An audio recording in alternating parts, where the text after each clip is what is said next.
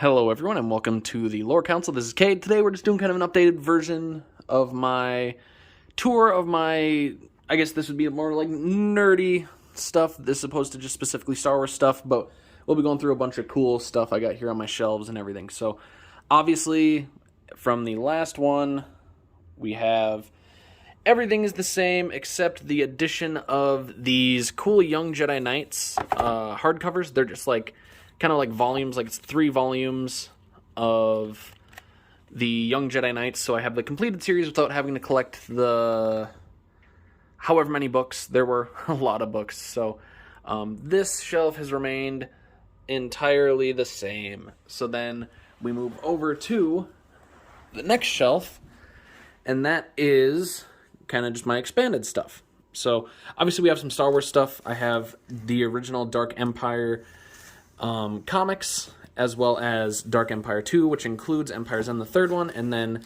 because I had to buy a new shelf to accommodate all my extra stuff, I had to move the Dark Forces novellas because they're just too tall to fit on those.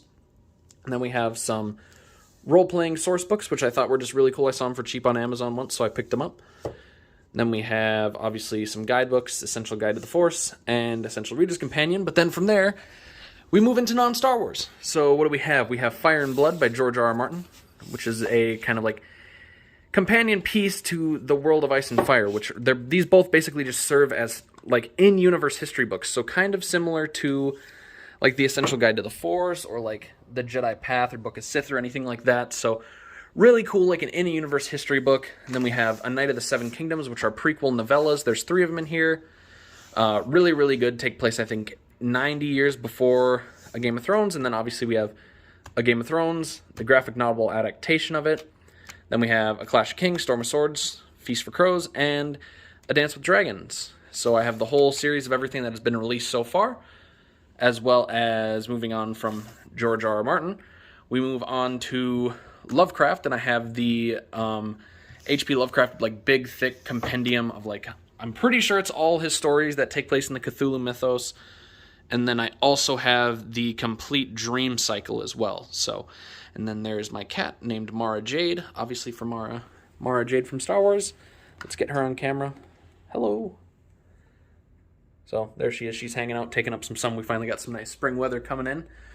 Then we move down to the second shelf, and we have some more Lovecraftian horror stuff. We have Hammers on Bone and A Song for Quiet, which is a little duology. And then we have The Ballad of Black Tom, Everything That's Underneath. All really, really good Lovecraftian stories without some of the negative stuff that Lovecraft would put into his works, obviously written by modern authors. And then we have my very small little non-fiction section, which has the Plantagenets, which is just a history of the Plantagenet dynasty in England. The Medieval Knight. I ended up just getting these. I was shopping for my brother for his birthday, actually, and I saw these were on sale for like $8 a piece. So I was like, oh, I'll pick them up. Then we have a Civil War book, How Robert E. Lee Lost the Civil War. Very, very interesting read. And then a gift book, kind of a joke book that my mother got me for Christmas 2 years ago. Guys Can Be Cat Ladies too, obviously because I have a cat, and she's allergic to cats. So it's kind of just a small little joke. And speaking of cats, I use the bottom shelf to store cat food, as well as 2 lightsabers. I have an Ultra Saber here, which a long time ago was broken and no longer turns on, so I kind of just keep the hilt for a decoration. And a little plastic one that I got in high school to mess around with my friends. It's just the Anakin Skywalker one. So I had it up on my wall, but it looked a little too goofy. So anyways, on from there, we have a bunch of my RPG stuff, which is actually used, unlike the Star Wars ones. So we have the Call of Cthulhu. Basically, like a good chunk of like everything they put out, I have. I really, really love the D100 system.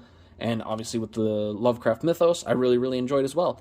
So we have the Keeper's Handbook. It's basically just the Dungeon Master's Guide. Investigator Handbook. There's basically it's the Player's Handbook. This would basically just be the Monster's Manual. But it's all really cool because they're all in-universe. So we have S. Peterson's Field Guide to Lovecraftian Horrors. Has some beautiful illustrations in it. And then we have the Grand Grimoire of Cthulhu Mythos Magic by Mike Mason, which is a nice bit of alliteration. Really cool. Then we have Down Darker Trails, which puts the Cthulhu mythos in a Old West setting. Then Cthulhu Dark Ages, which is basically the same thing as Down Darker Trails, but in a early medieval setting. Then we have Shadows Over Stillwater and Doors to Darkness, which are basically just scenarios. Shadows Over Stillwater is a big, long one, and then Doors to Darkness, I got it when I first got into it. And it's basically just 5 scenarios that you can do as a beginner, and then I also have the beginner set. And then I have this cool DM screen, which basically just allows me, when I'm doing stuff, to kind of keep it a little bit hidden. And it's got some pretty cool artwork on it, which I had to just try and fold out with one hand to show you. Yeah, just a nice, big, kind of creepy looking vibe, and then serves its purpose. Also, I really love Magic the Gathering. My girlfriend for Christmas got me the Eldritch Moon booster packs, which are kind of, she got me one, and they're kind of a, like, more rare thing. Obviously, they're not in print anymore, so yeah, that does it for my bookshelves, and then we move up to the wall, where I have a Revenge of the Jedi displayed. It's just like a metal poster, basically. I saw it on sale, and I was like, oh, that's really cool. You know, it'll just be a nice thing, because I have, in my living room, the original 6 posters. So it was cool to just kind of get that alternate one for up in my bedroom. And then I have Unchained Since Before. I have my Luke Skywalker from Dark Empire, my Black Series Jaina Solo, and then the newest addition to the wall over here, we have Darth Nihilus from KOTOR 2. So that about does it for my kind of Star Wars and other stuff section over here. So one quick jump cut and we will be to the next section. Trying to fit it all in the frame, not really working here. We have the next section, which would be my Godzilla figures that I have just actually started collecting in probably the past month, and we're just going to go shelf by shelf here, obviously next to my cat's water fountain. So up top we have, from left to right, we have the Bandai Monster Series Godzilla Millennium. We have the same series, Mecha Godzilla from Godzilla against Mecha Godzilla, so I thought it was cool, kind of get these two since they're basically in the same movie together. And then we have probably my favorite figure, which is the Neca Godzilla, Mothra, King Ghidorah, Giant Monsters All Out Attack, Godzilla, and it's got like it's kind of got like blue accents to like simulate how it would look at nighttime, because obviously his spines light up and light up his back. And then you got the kind of color illuminating his face, and I think it's just really cool. It's my favorite figure from one of my favorite Godzilla movies. And then moving to the right, we have 2 more from the Bandai Monster Series. We have Destroya and Burning Godzilla. They're obviously from the same movie, so it worked really well to get them together. Unfortunately, they aren't really scaled properly, because in the movie, obviously, Destroya is bigger than Godzilla. But, you know, it's just a cool-looking figure to kind of get them all in there and then, you know, have them all together and looking good and everything. So, yeah, the Bandai ones don't really have a lot of articulation. Like here, his arms can kind of move back and forth, and his legs can move forward and backward, but with his tail not being movable, you know, it's kind of pointless.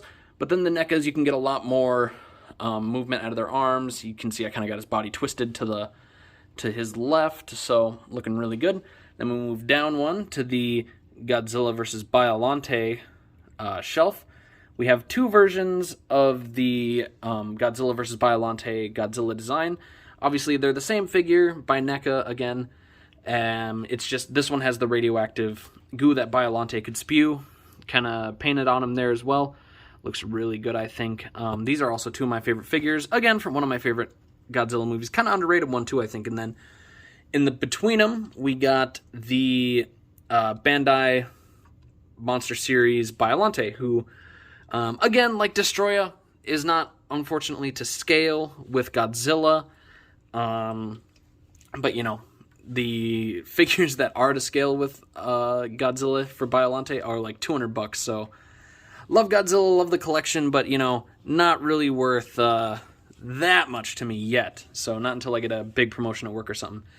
Then we go down a step to the, I kind of call this the classic monsters shelf. Obviously we have Rodan. It's the design from Godzilla King of the Monsters.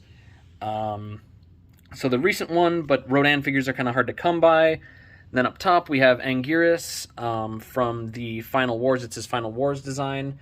But I just really like it. And again, kind of like Rodan, like figures of him are kind of hard to come by unless you're shopping, you know, on eBay. And I couldn't really find any that I really liked that were kind of in my price range. So Kind of went with that, and I think they both look good. Rodan's kind of T-posing up front, so asserting his dominance. And then this is actually another one of my favorites, is from the Mothra versus Godzilla from 1964. It's the 1964 design. You can see it's kind of got like the brows and everything. Really one of my favorite designs. And then over here we have a very interesting one. It's a version of Godzilla 1954 that is from Godzilla King of the Monsters, which is what they called the original release of Godzilla 1954 in America, and they added in some scenes, and I believe it's dubbed as well. But this is how he looked on the poster. So he's kind of got like the green with like some kind of pinkish, reddish, orangish. I'm bad with colors. I'm colorblind, so got some interesting colored dorsal spines there. But, you know, it looks really, really cool with the orange atomic breath. So all in all, we'll do a quick... There we go. So, no, looking really great over here. And then one more jump cut, and we'll come to the final part of my little tour. All right, and then over here we have the last part of the tour, and these are my two comic boxes. So I've got two of them. This one is kind of hard to open with one hand. It's my single issue comics. We have all the way from the front. We have Amazing Spider-Man 800, lots of Amazing Spider-Man. Spider-Man, obviously, I think as I had mentioned in one of our videos, is my favorite superhero, so obviously makes sense. I think it's all this right here is just the current run of Spider-Man. So I think 59 issues, probably more have obviously come out since. I've got them. Friendly Neighborhood, we have a bunch of those. This is the J.J. Abrams Spider-Man. I really, really enjoyed that. We got some Symbiote Spider-Man in here. Spider-Geddon, I also have Spider-Verse. Miles Morales Spider-Man, another current running title. Superior Spider-Man, the second volume of it, which I really enjoyed as well. I think it kind of had a bad ending, but overall I really liked it. The Star Wars Legends 108, which I have a video on. I'll put the link in the description. The Return of Wolverine. And then we have Absolute Carnage. And then the current run of the Immortal Hulk, which I really, really love. And then just some 2099 stuff in the back, which was a crossover kind of event with the current Spider-Man title. About a year ago, and then we have the current Thor run as well, which I've really been enjoying as well. So that does it kind of obviously for this box. Then we go over to the next one, and this is all just for trades. So starting at the front, we got Spider-Man Life Story, which I really love, the first Symbiote Spider-Man, and then we got Amazing Spider-Man Spider Island, really, really love that one, the original run of Superior Spider-Man. Then we have Spider-Verse, the run of Ben Reilly, the Scarlet Spider, which was not a great run. Personally, I didn't like it that much. Return of Wolverine, which I got as a gift. Obviously, I think my grandmother had gotten this for me. Obviously, she didn't know that I had the ones already. Then I have a couple volumes of the current Venom run, which I need to get back up to date with. Daredevil as well. Then we got some Tony Stark Iron Man, which I really enjoyed. Doctor Strange, current run. The Immortal Hulk, which is the first 2 volumes, or first 4 volumes to kind of get me caught up so that way I could, read the current stuff. Really, really good. I love Immortal Hulk. And then we got the volume 1 of the Jason Aaron Thor collection, which has the Gore the God Butcher story, which is really, really good. And then the only non-Marvel thing that I own is the first volume of Hellboy, which I really, really enjoyed as well. And with that coming to an end, that is kind of just the little tour of my collection as far as my nerdy stuff goes. Obviously, I have the Star Wars posters, but, it's not something really cool. Tons of people got them. And then, yeah, that is it. So I hope you enjoyed this little updated tour of my collection. And yeah, if you like what we've been doing on the Lore Council, we have a lot more videos planned out and ready to go. So with that, I will see you next time, and this is Cade from the Lore Council signing off.